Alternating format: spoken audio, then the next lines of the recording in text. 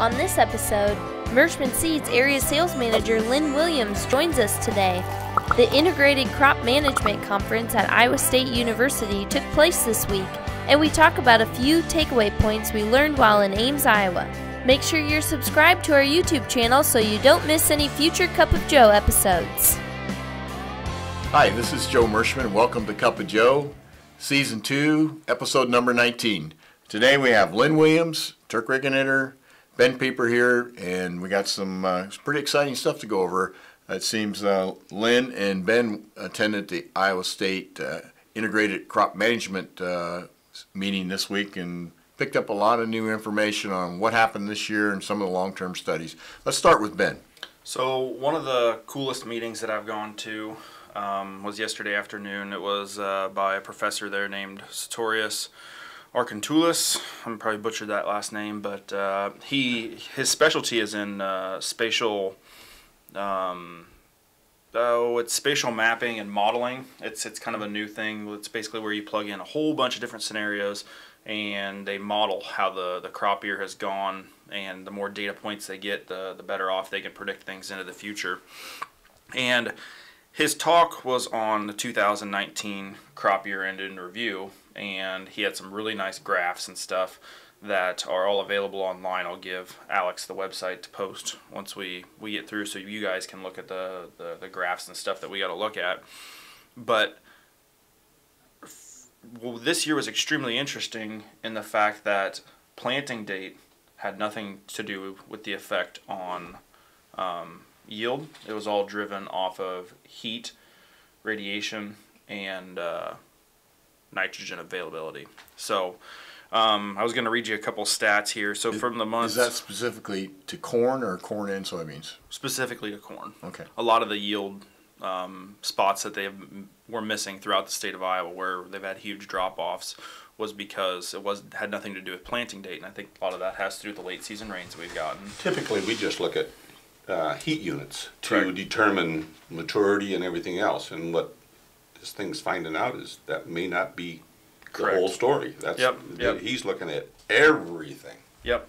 A lot of it has to do with they're measuring the amount of radiation in kilojoules now, and the corn plant isn't the growing degree units are good for what we've had, but this is the next step up above on how to measure how a corn plant reacts to radiation. So there's some really cool things there, but I kind of wanted to talk just a little bit. When you talk about radiation, you're talking about actual bright sunshine, or Yes. Okay, not Yep. a cloudy day affects radiation, for example. So just as an example, from the months from September through November, we had 13% less radiation compared to the last 4 years, and that 13% less radiation cost us 15 bushel the acre.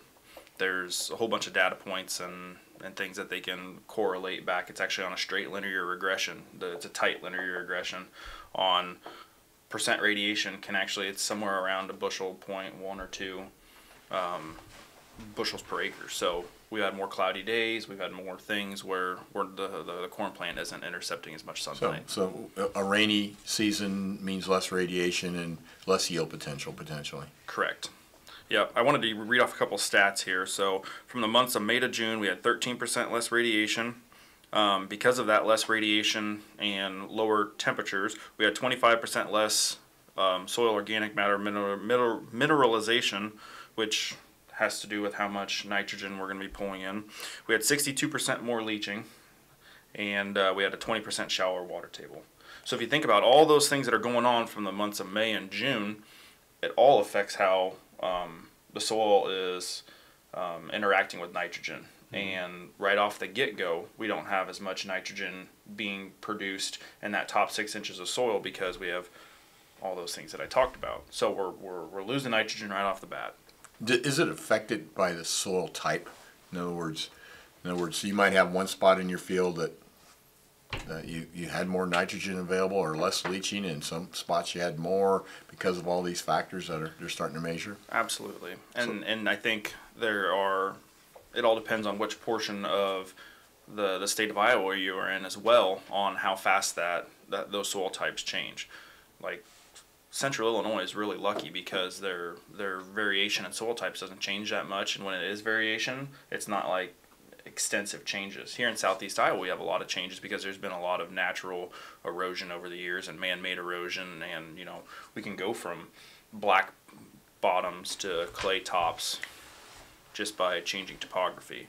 So we know that the bottoms are going to hold nitrogen better on a dry year. We know that on a wetter year, we know that the bottoms are going to perform well better in a drier year, and on a wetter year, the clay knobs are going to perform better because there's both limiting factors on the top and bottom there. So that was really, really interesting. Basically, what his whole thing was about was things were extremely spotty this year, and it is we have measurable amounts for that. And like I said, we'll post the hyperlink there so you can look at all the slides, because he actually has a lot of really cool things to look at. I know you was telling me earlier, Ben, that it was interesting that when they looked at how a field that was saturated was not gaining any heat units over even though we had heat units, it wasn't gaining those. Typically, how we measure, it wasn't adding up. Right, and I thought that was interesting too. That's something I'd never heard before, and I'll take it for what it's worth from him. I mean, I'll believe him. But when you have a field that's at saturated levels, just like what you said, that corn plant doesn't accumulate growing degree days. It's basically at a standstill. So when the water's standing in your field, nothing's going on. Even less than that. I mean, we're at even less than that, because when you're at complete maximum holding capacity. Yep, you're right at that point where you're at field saturation. Yeah, so, and we had a lot of that this year. And so they would also explain why, if there was tile in a field, those areas that had better drainage than others you could see one pass that if you were close to a tile line could be 100 bushels better than another area that stayed more saturated. Exactly. And then we take that saturation, you know, a root will only grow to the point of that saturation. Mm-hmm. You take that saturation, you turn water off, yep, but then you turn your water off in June, July, that corn plant stunted, it starts cannibalizing itself, it's never set itself up for a good grain. And plus there's no nitrogen in that root zone. Yeah. Correct. Yep, so it's been a heck of a year, and it's been extremely impressive, the amount of yields that we've gotten. I mean, Iowa is actually considered a garden state for even the amount of trouble that we've had. It's impressive to see the 192 is what I think we're set at right now for a state average. So it's a tribute to the tilers in the state of Iowa on how well they've done tiling and made a difference in those yields and the consistency. I mean, I made a trip to Minnesota this week, and I could not believe how many tilers I seen in the field, pattern tiling fields. It's everywhere. Yeah, I believe it.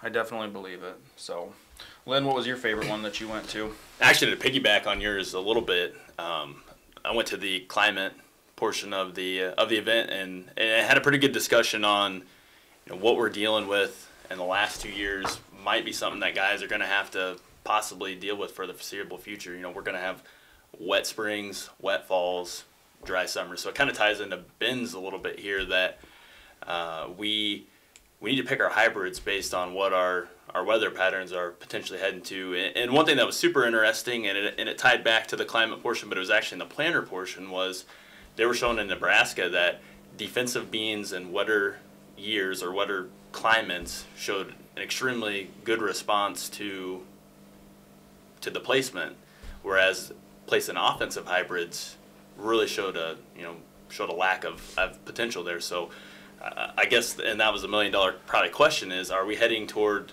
a period of time, are we playing offense or are we playing defense against Mother Nature?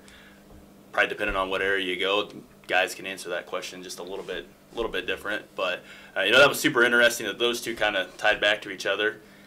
The other one that kind of related to that as well was talking with the fertilizer guy a little bit.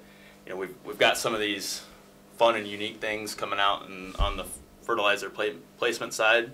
The best long-term study that I saw there was his fertilizer study, and broadcasting fertilizer still the best and most proven success of placement and yield compared to some of the newer technologies that we have that are coming out, and it'd be interesting to see, continued studies on that.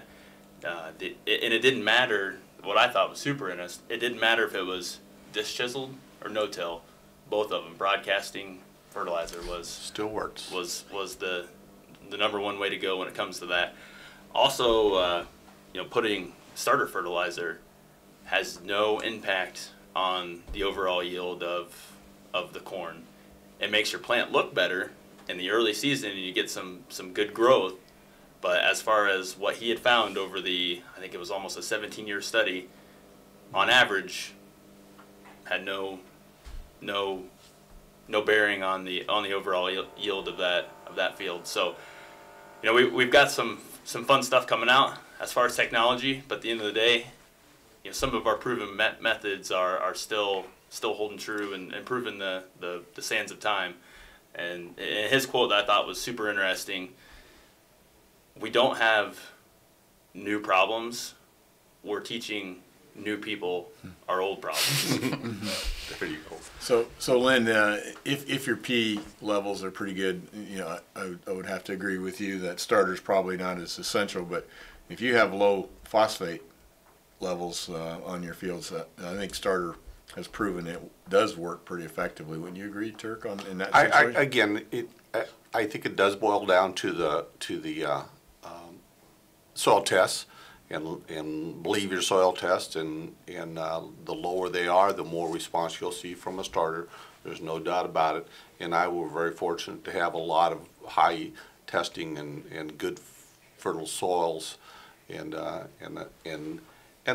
pretty much piggybacks with everything I've seen over the years, as well as starters usually give you a jump start. You can usually always see it, and you can usually always get off to a little bit better start with them. But in the end, was that starter, was there another limiting factor? In other words, if you're going to shoot for the moon and have unlimited resources to reach the moon, then starter may have more of an impact in that scenario than it will in a regular farming operation. That makes sense, so to speak. So, Lynn, that climate thing that you went to says, in other words, 2019 might be the norm now for farming. In other words, wet spring, wet falls, and dry in between. Correct. And wow. the other issue that we could run into is if we're getting these, freezing temperatures in December, and then we flip the temperature, and then we get rain, we're losing a lot of in-soil saturation, and that's what caused a lot of the problems in South Dakota and Nebraska and the Missouri River Valley. Was we had 4 inches of water, or 4 inches of precipitation in the soil, warmed up, we got rained, went to zero. So that's something that we're going to have to look at moving forward, especially to our customers or our people in low-lying areas, that our water holding capacity is going to be extremely important as far as keeping the moisture around and not in your stream and affecting everybody else.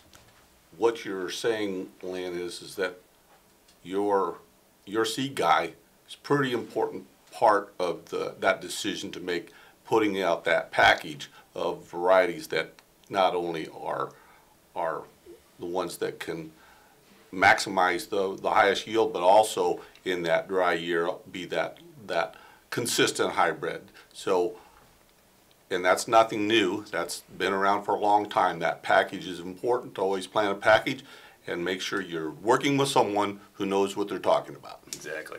One of the other cool meetings that I went to was I should probably look up his name. It's the replacement for Mike Owen. Their new weed scientist guy. Prashant Ra, I think, was his name. Prashant Ra. You are good with the names, bud. They actually have new equipment coming out that I had no idea about, that is probably going to change the weed industry and the retail ag industry on how they handle weed management and some of the things they can look at. They actually have infrared cameras that they started these projects with, where they were taking pictures of kochia, because that's where Prashant was. He was in Montana. So there's a lot of resistant kochia out there, or glyphosate resistant kochia, and they were taking pictures, and a a glyphosate-resistant kochia will actually throw off a different infrared image than a tolerant kochia plant. Well, he has taken that research and he has moved it into the fact where you can do the same thing with mare's tail and mare's tail, water hemp, and palmer are extremely similar, so he lumps those two together, giant ragweed and lamb's quarter. And with those 4 videos now, I mean, they have it where they have cameras on the front of a combine head that'll identify where your problem areas are going to be next year for the weeds that are still standing, for the ones that are resistant versus non-resistant. They have that above 90% confidence when they pull their maps back out and they do the testing. But they're within like 80% confidence when they fly a drone over at 30 miles an hour on that field before the sprayer runs. They can go through and they can tell which products are resistant versus not resistant just off the infrared camera images of a drone. So that would help you with your get a chemical out there that's going to do the job rather than spraying something and then finding out it didn't work. By guessing, by going. Yep. And then you also know, I mean, there's a lot. I mean, this is just a itty bitty little piece, and it's going to expand into something huge more than likely. But you know if it's the spray application's issue, if it was a wrong timing, wrong temperature, or if that product is actually resistant to whatever technology you threw out there. So I thought that was really cool. Something to be looked forward to. You always say to solve a problem, first you have to identify it. So you identify the problem, and then you come up with solutions, and that's the typical problem-solving technique, for anything in life. Identify the problem, and then come up with solutions. That's really cool. And of course, in Australia they have the seed destructors, where they basically pulverize the weed seed at the combine down to powder so that you have less weed bank the following year. So those are mechanical things that can help farmers manage weeds. Iowa State, I think, didn't he say by harvest they're hoping to have, and Correct. They're moving away because there's so much chaff. There's so much chaff in beans compared to wheat that they have a tough time running that all through a hammer mill. So they're now going to a high impact style mill where it doesn't have to pulverize. It just has to hit a surface really hard, and I don't know if it's a tumbling process or wherever it is, but they have 99% control on Jason Norsworthy's machine that they have down there.